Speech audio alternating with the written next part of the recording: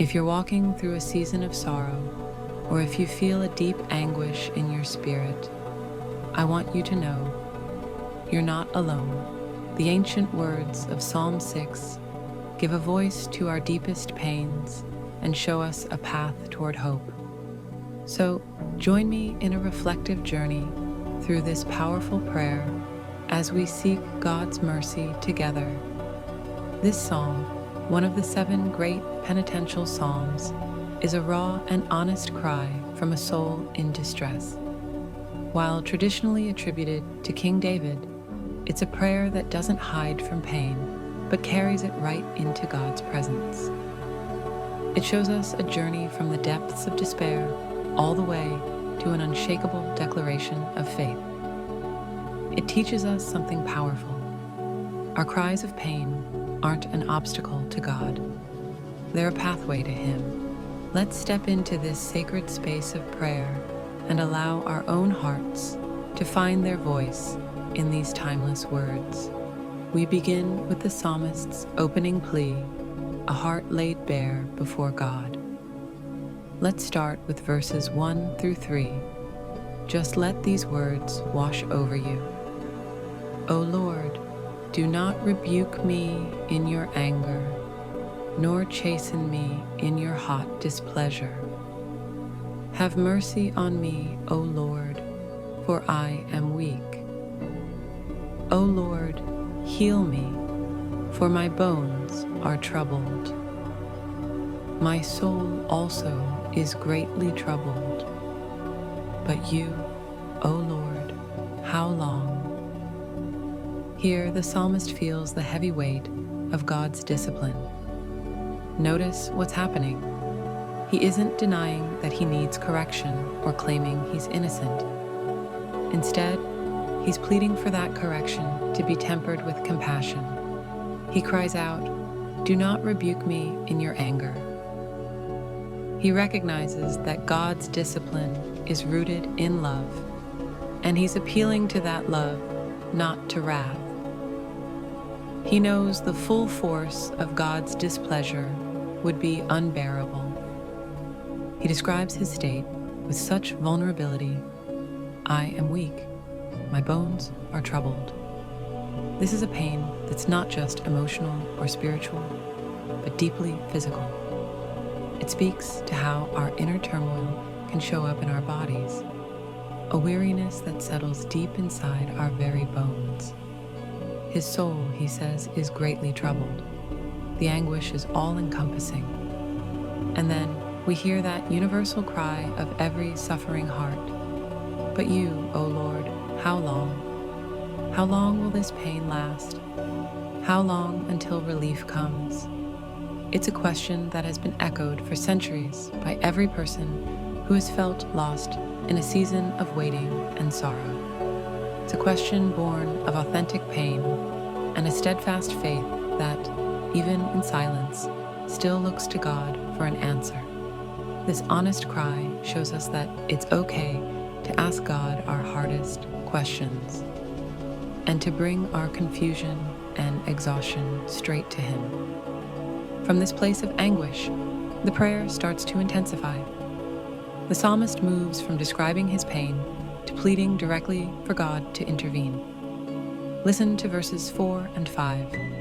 Return, O Lord, deliver me. O save me for your mercy's sake. For in death there is no remembrance of you. In the grave, who will give you thanks? That cry, "Return, O Lord," reveals a feeling of distance from God, which is maybe the sharpest part of his pain. It's a feeling many of us know.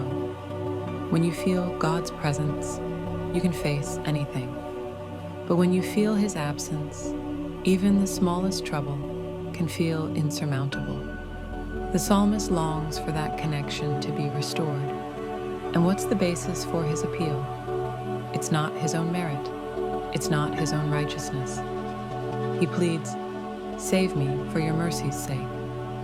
He appeals to the very character of God, to His hesed, His steadfast, unfailing covenant love.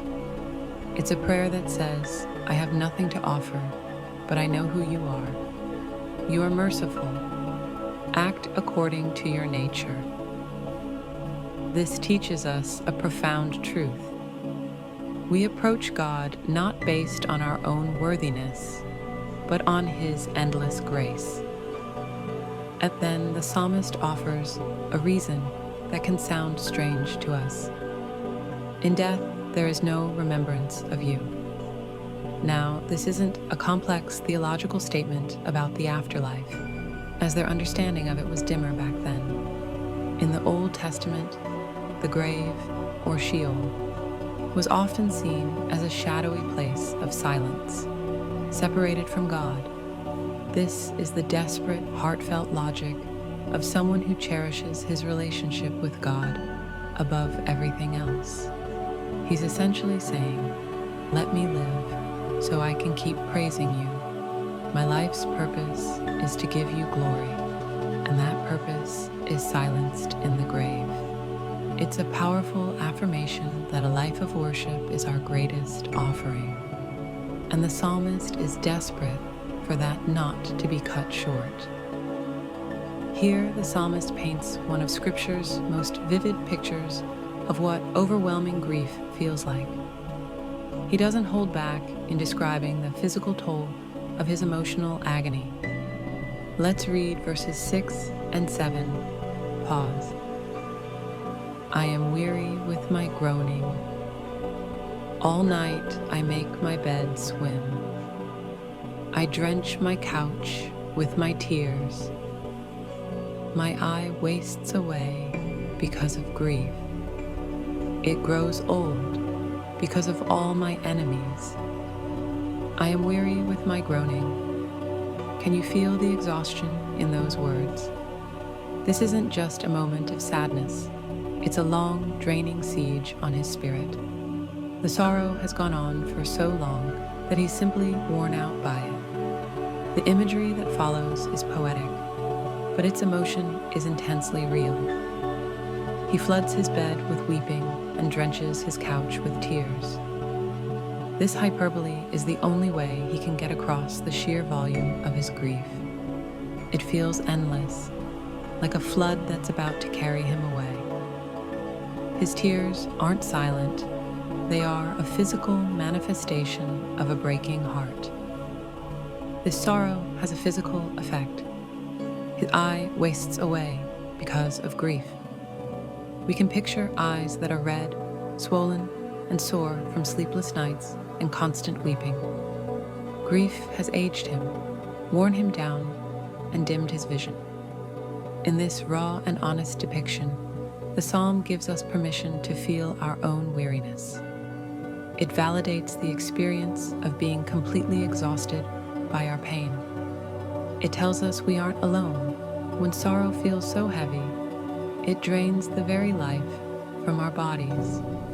God isn't afraid of our deepest grief. He invites us to pour it all out before Him. And then, right in the middle of all this suffocating sorrow, something extraordinary happens. The entire tone of the psalm just pivots in a single moment. It's a sudden, dramatic turn from despair to declaration, from lament to confidence.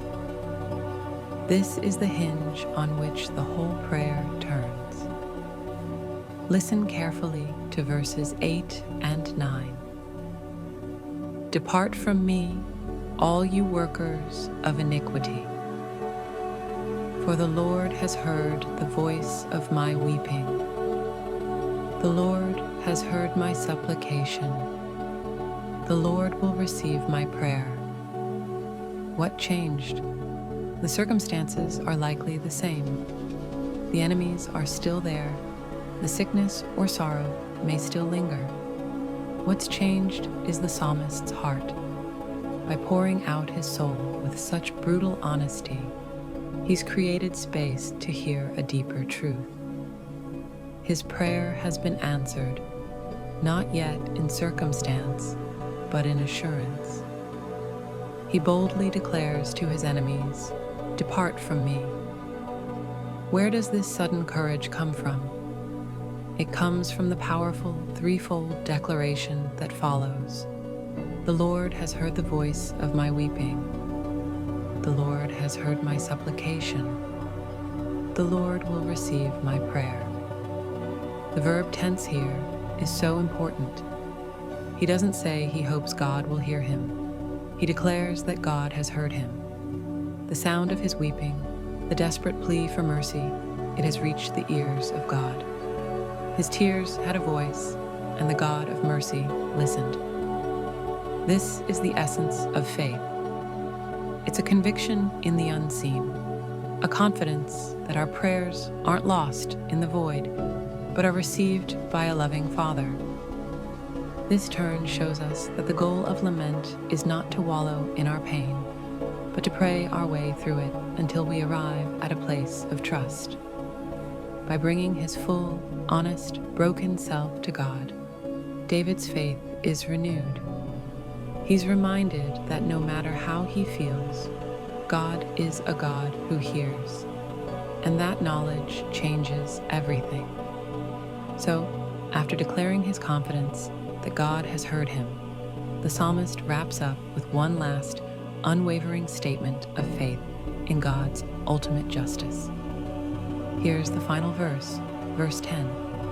All my enemies will be ashamed and greatly troubled. They shall turn back and be ashamed suddenly. This isn't just a cry for personal revenge.